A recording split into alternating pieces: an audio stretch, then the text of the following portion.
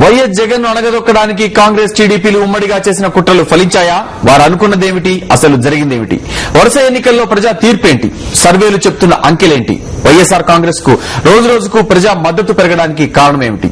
YS Jagan ను అక్రమంగా arrest చేసి నేటికి 100 రోజులు. ఈ నేపథ్యంలో ఇప్పటి వరకు జరిగిన పరిణామాలను ఒకసారి చూద్దాం.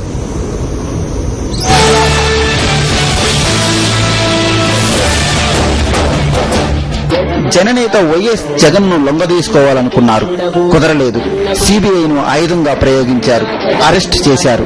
వైఎస్ జగన్ ను వేధించటం, అరెస్ట్ చేయటం కక్ష సాధింపుల్లో భాగమేనని తెలుగు ప్రజలు గుర్తించారు. ఉప ఎన్నికల్లో తిరుగులేని తీర్పిచ్చారు. వైఎస్ జగన్ ను ప్రజలకు దూరం చేసినా వారు ఆయనకు దూరం కాలేదని, అరెస్టు చేసిన తర్వాత జన ప్రభంజనం ఆగలేదని రాజకీయ విశ్లేషకులు అభిప్రాయపడుతున్నారు.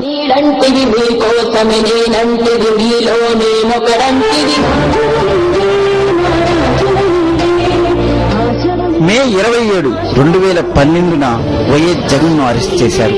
ఆయన లేకపోయినా వైఎస్ఆర్ కాంగ్రెస్ అభ్యర్థులు ఘన విజయం సాధించడం చూస్తుంటే వైఎస్ జగన్ పై ప్రజలకు ఎంత నమ్మకం ఉందో అర్థం చేసుకోవచ్చుంటున్నారు పరిశీలకులు. తాజా సర్వేలు కూడా వైఎస్ జగన్ కు ప్రజల్లో ఉన్న ఆదరణను కళ్ళకు కట్టాయి.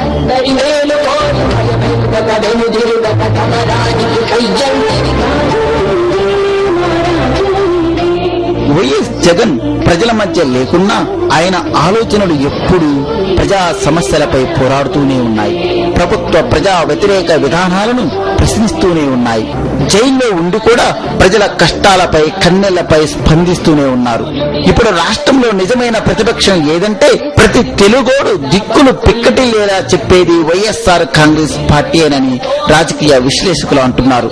అందుకే ప్రజలు ప్రశ్నిస్తున్నారు, జైలు గోడలు గట్టివా, జనం గుండె గోడలు గట్టివా అని.